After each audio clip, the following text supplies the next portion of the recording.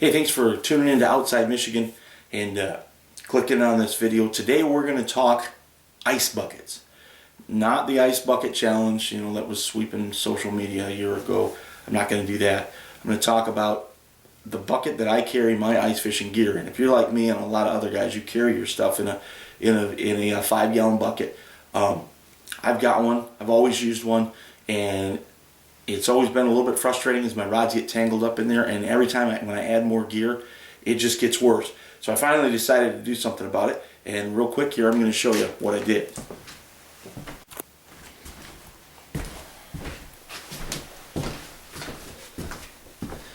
Okay, there's absolutely nothing fancy here. These are pieces of electrical conduit that I used. And these were pieces, actually, this electrical conduit was a piece that was left over when I got done with my the windbreak on my ice fishing sled.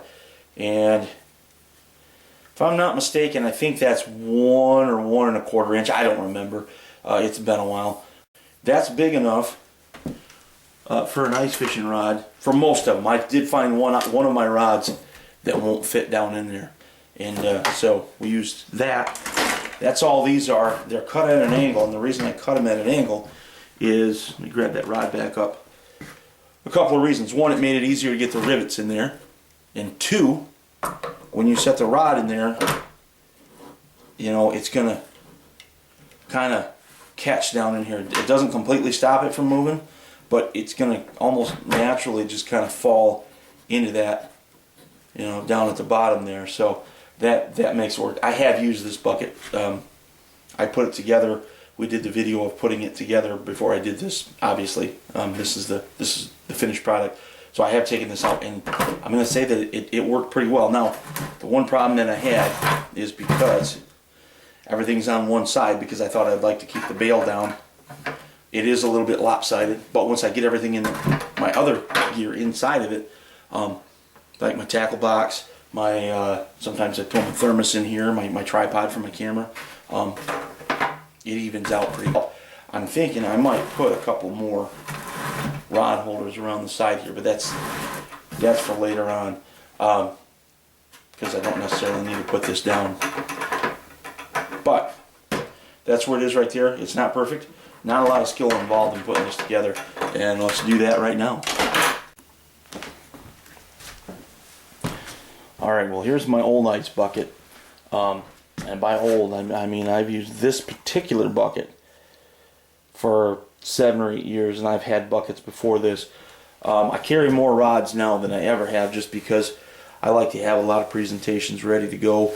If you get out on the ice and you're marking fish with your Vexilar or your fish finder, you don't want to have to start clipping and retying if the fish aren't taking what you're offering. So I like to have a lot of presentations, and right now I'm taking 9 rods out most of the time, and I've got a couple more that I'm going to rig up and possibly take out as we get toward the end of the season here. But the problem with this setup is I have yet to be able to find a way. That's obviously the last rod that I put in there, because that came right out. But most of the time, if you see, I just put these in here, and they haven't been jostled around a lot. But if you have to take them out, take the rods out exactly the way that you put them in the exact order, or you wind up with a mess and everything gets all tangled together. And a lot of times you don't make it out onto the ice without having to fool around with tangled up rods and all of that, and it's just more frustration than it's worth. So that's why I built this project. Here are the things you're going to need for this project, or at least what I have for the project. You're going to want a 5-gallon bucket and a lid right there, cordless drill with an 1/8-inch drill bit. That's what we're using. Rivet tool. Okay, bring that down just a little bit right there. Okay, and as far as rivets, what we're using, we can get that to focus in there, are 1/8-inch diameter rivets, which is why the 1/8-inch diameter drill bit, but these are a 1/4-inch grip rivet. When I originally started this, I had shorter rivets. They were like an 1/8-inch grip, and they will not work for what we're doing right here. You'll need a miter saw. back saw and a miter box, I guess, is what we have there. If you've got an electric miter box, hey, miter saw, all the better. Some conduit. That is some pretty thick stuff. That's electrical conduit, and the only reason I'm using that is because, and I'll show you how thick that is.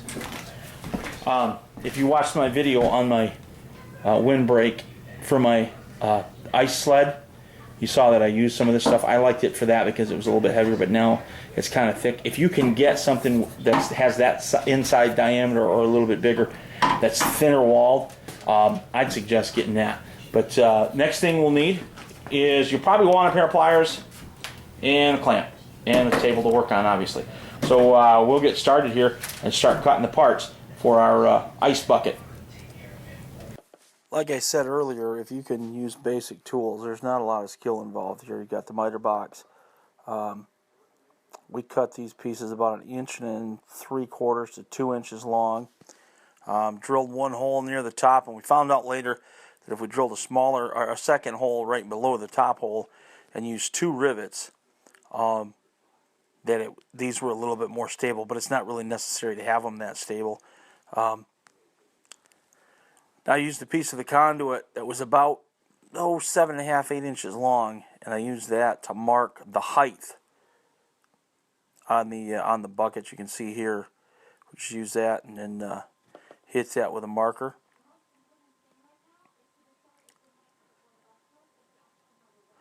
And basically just use the drill and go through that, drill an 1/8 inch hole in that, same size obviously as we cut in our pieces of conduit.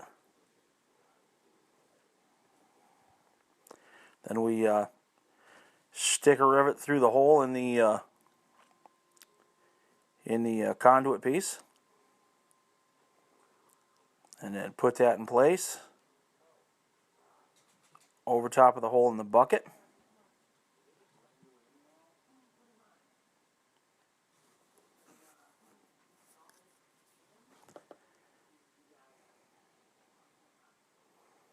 Then use the rivet tool to snap this thing down and put it in place. And again, we ended up later on, after I took this bucket out, we ended up adding a second rivet to each of these just to make it a little bit more stable.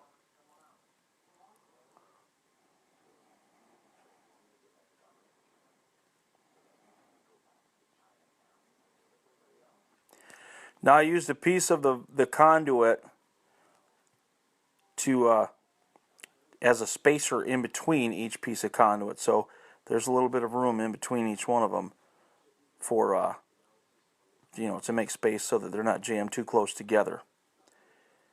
And of course we put a few on the inside as well. And on the inside, they can't go as close together as they do on the outside, obviously, because of the inside radius of the bucket. And you wind up with the same problem you have with the other bucket if you get them too close together in there. So just put a few of them in on the inside, and that'll give you a little bit more room to work. Well, there you have it, folks. There's an ice bucket that is ready to go to work. I will show you just this one deal here. Again, if you wanted to use a slightly bigger piece of conduit, especially depending on what kind of rods you're using, you want to check your rods with your conduit, the handles of them. This is the one rod that I have. This is a little bit more expensive rig. I'm not sure where I got this one. It's been a while. But anyways, this one actually has a threaded deal instead of just sliding rings. But got some line loose there. Got to re-rig this one.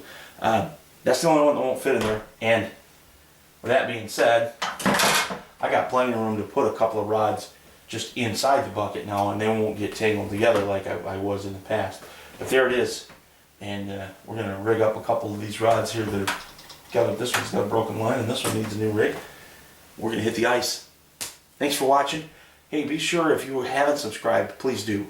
I appreciate everybody who's subscribed over the last couple of years that I've had this channel going. It means a lot to me, and I appreciate your support. Thanks.